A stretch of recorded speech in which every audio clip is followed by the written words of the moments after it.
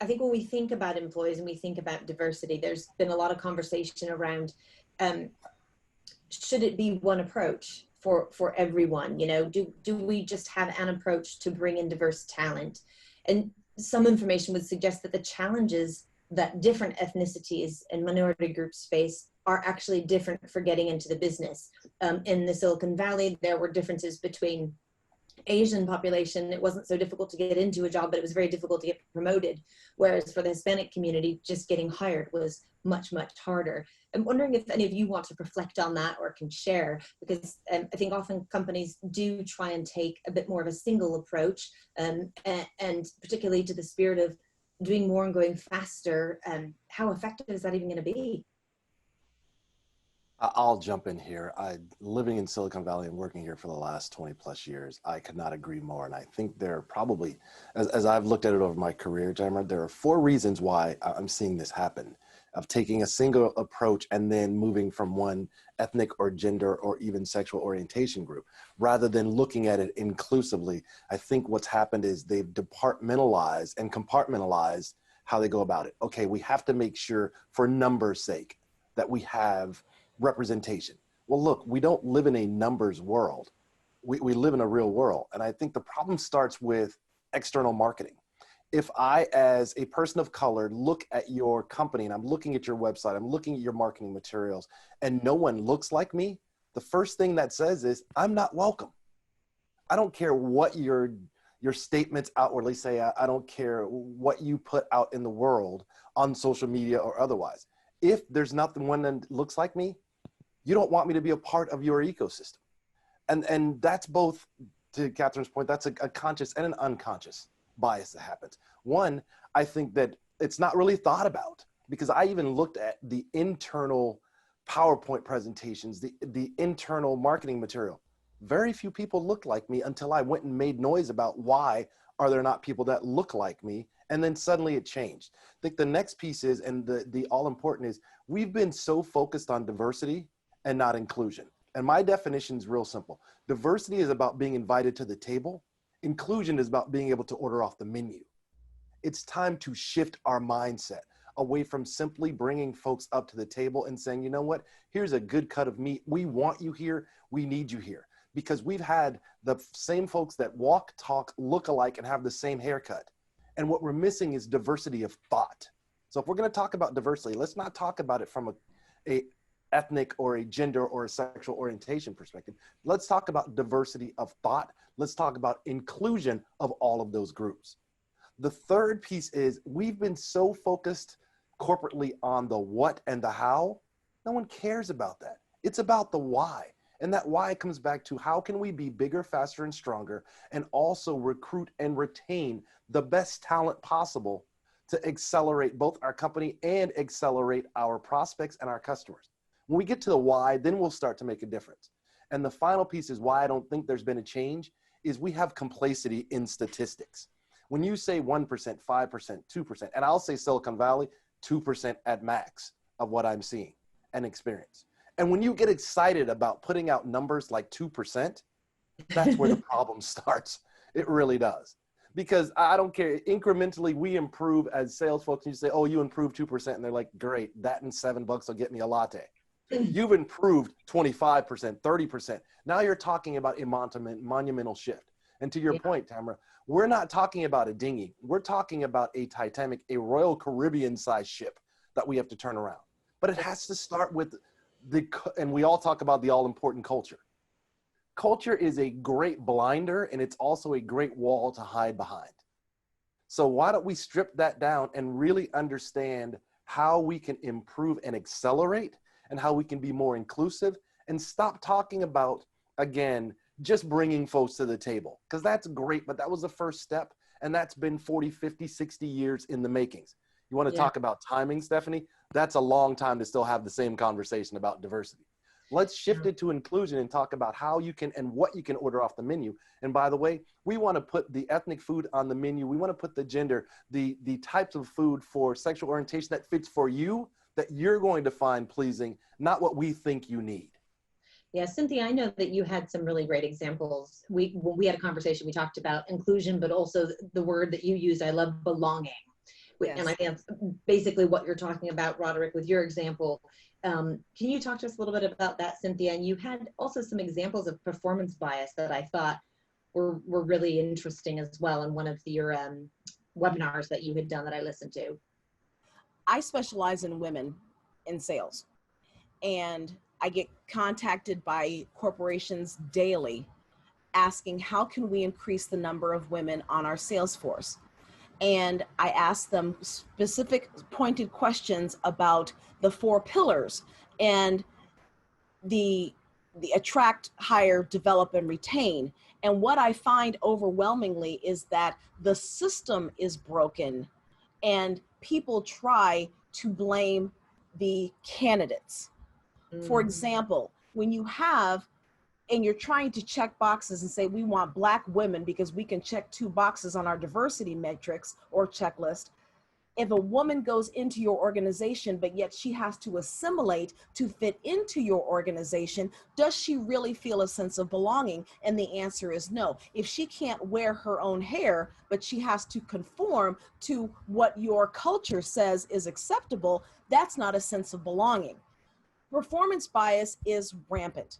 And for example, when sales teams are notorious for going out after work for a happy hour, if you have small children at home or you have familial obligations, you can't go out to a happy hour after work because you have responsibilities.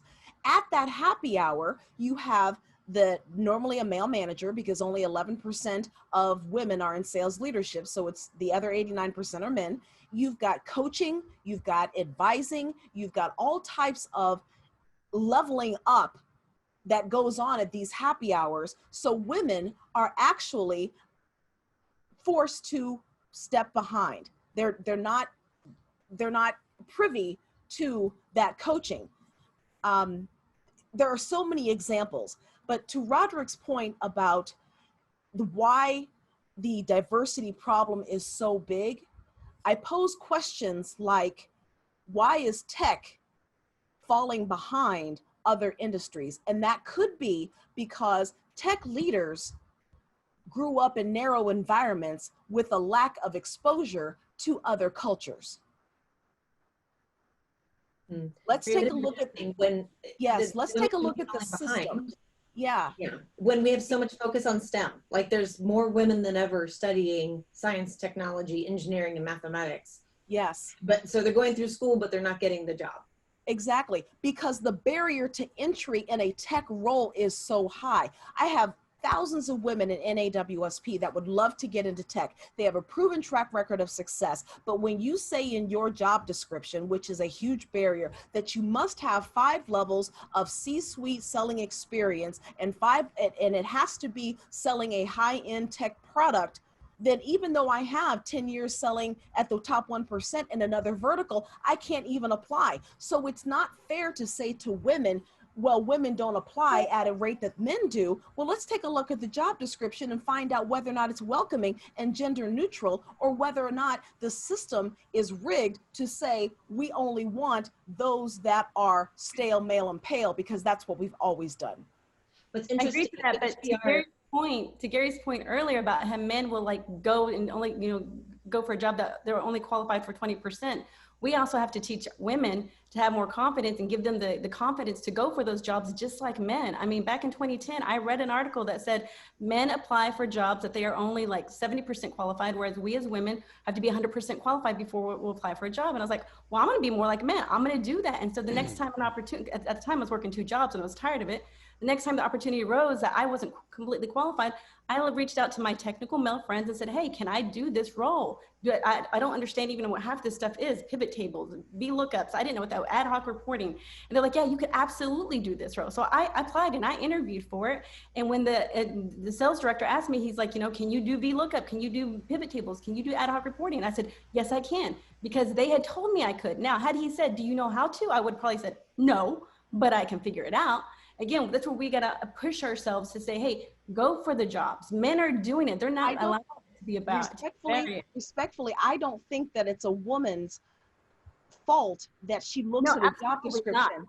Absolutely not. We worked with a tire manufacturer And in their job description, it said, you must lift a 40-pound tire daily and on a regular basis. We spoke with the people that work at that job and we said, how often do you lift a 40-pound tire? And they said, we never lift a 40-pound tire. You put it on its edge and you roll it.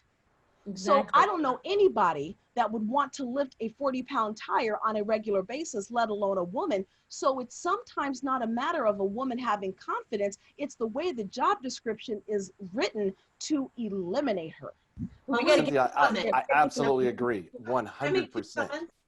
I just want to say two things. The first is job descriptions are such a problem for so many reasons. First of all, they're always outdated. They don't actually describe what you're going to do, nor what they need you to do, nor what the business needs. Let's forget all of the problems with gender and, you know, discouragement over language. They're just bad. So everybody needs to go and do a better job.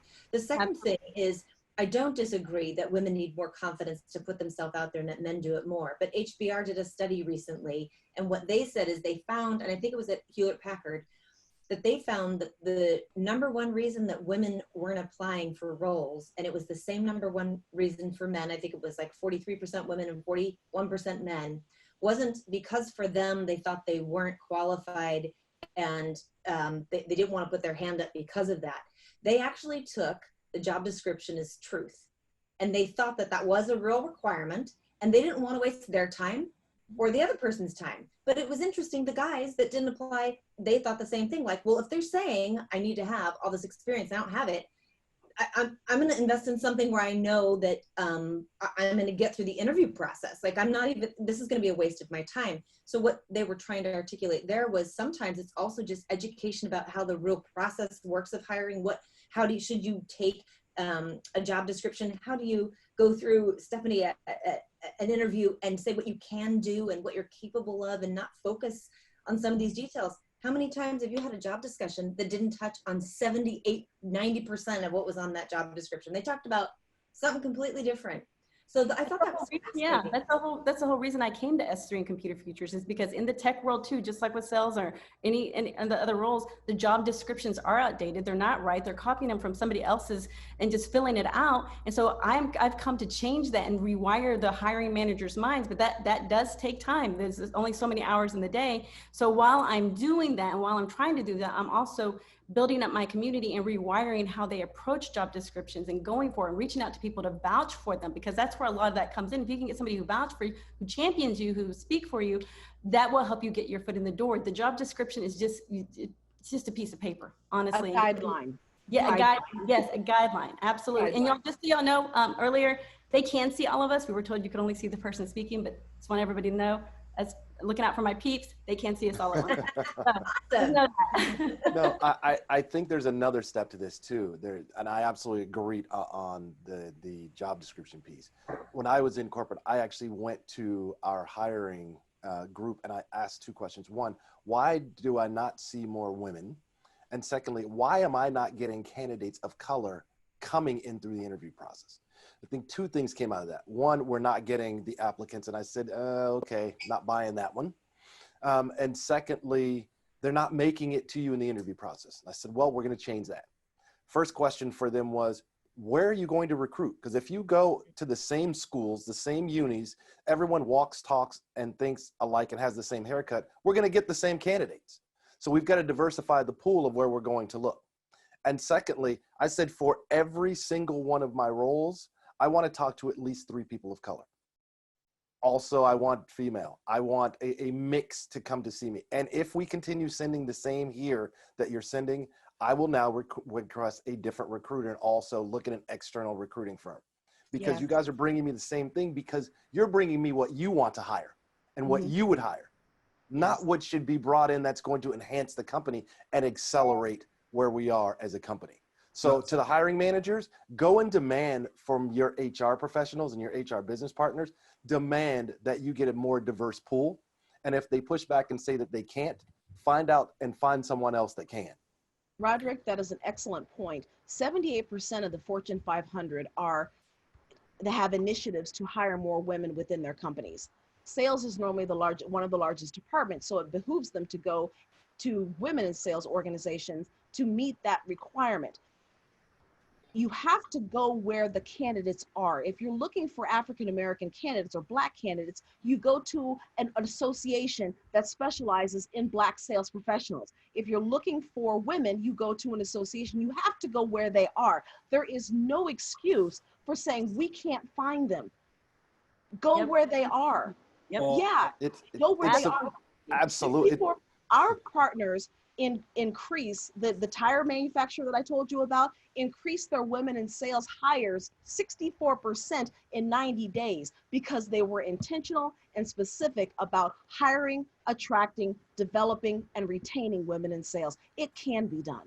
Amen. So, Yes. the issue is, and Roderick summed it up, right? You're still fishing in the same pond, and the same fish are coming around, and you're thinking, I'm going to try and catch something that's completely different. It doesn't happen, right? So if you look at the senior exec level, right, we had all the Parker reports about more non-execs, and I look at myself as an example, right? I've got 10 years PLC board experience. I've got 6 years as a CEO, right? 1.2 billion pound turnover. So the Parker report came out, Black Business Awards, etc., OBE and diversity. So you would have thought, right, on the list of the criteria, if you want to do something, even if I'm a token, right? If I'm the token non-exec, you'd have And thought. it's okay being a token, Gary. It's okay sometimes. It's a win. We've all been a token. Trust Gary, me. token, you accomplished a lot as a token. So you You would have Absolutely. thought I would have a list of search companies saying, Gary, can we talk to you about non-exec roles, right? I was never approached once, not once, right? Now, here's the thing. I'm the chairman of a company. I use a search company. Same old, top 5. That search company got me the job as a chairman and also got me my other non-exec roles. So when he becomes chairman, he uses the same private members club of exec research companies. And guess what? They got the same, what I call a black book. And the black book is full of white people, white men, right? That's the irony, right? They got this little black book that they go to, people that they know, went to the same school, same background, they all look the same, they sound the same. And then they provide a short list of candidates and say, like you mentioned earlier, I'm not seeing any black candidates or any female candidates, or they might, add one here. And then we go back and say, well, we've got to work with what we've got. What we don't do, we don't put the pressure on the chairman and say, right, you've got to go outside of your normal system. We don't, as a PLC, we've got to say, right, we've got to change maybe the whole system and say, you know what, the chairman's got a vested interest in this. He's got, he can benefit out of this, because if he keeps that search company happy, he might get a nice non-exec role. We need to take the power away from the chairman and say, we have an independent board. We decide which search companies we use. And unless they come up with a diverse shortlist of candidates, then they can't be considered. But what happens is, oh, it's unfair. We're not getting a diverse candidate and we're not seeing any change whatsoever. We have to have companies accountable. They have to report on it in the same way you report on your REMCOM and your any other type of committee. Look at your diversity and make that a key factor on your, when you do your presentation at your end of year board meeting, say, what are you doing around diversity? What have you demonstrated? I want to see some actions and some outcomes. Well, what happens is everyone says, oh, there's not enough people with board experience and we must have board experience. Well, why don't we have a shadow scheme then? So anyone who's high potential, get them to shadow these non-execs, and eventually they'll have the skills and they become, but everyone's just saying, just going through the same old motion, fishing out the same pond, speaking to the same people, and say, why isn't it changing? We have to get companies, make them accountable. We make sure that they have to deliver on it. And if they don't, then it affects their pay, their reward, everything else that comes with it. Otherwise, it will just carry on the way it is at the moment. I think Gary, my sense of that, Gary, is we are actually seeing some improvement around the attraction and hire bit to Cynthia's 4 pillars. It's the develop and the retain part, and particularly building on your point, the develop bit. We're not investing in those that are underrepresented and step changing them by giving them skills in the role that they're doing to prepare them for their future. And I still think some of that is a lack of investment and focus and not the right policy. It's also that they don't see the role model. There isn't the mentor in place. there isn't somebody prepared to take a bit of a risk and go, okay, they haven't got board experience, or they are younger. We haven't mentioned age actually, and I see a lot of ageism, but the wrong way in the workforce, where we won't take that person. They're too young. They haven't done the 10 years hard yards that I had to when I was, first made a director in a company or something. And that limits us changing more quickly, because young people, I do honestly believe, are prepared to take a little bit more risk and rock the boat a bit more, and see people less like themselves as not a threat, but as an opportunity. Yes. So there's a number of things that I'd like to understand maybe from you a little bit around that develop and retain piece, specifically to sales, because some of the best programs in the business are the sales development programs that come out. Yes. Why is that broadening the pool?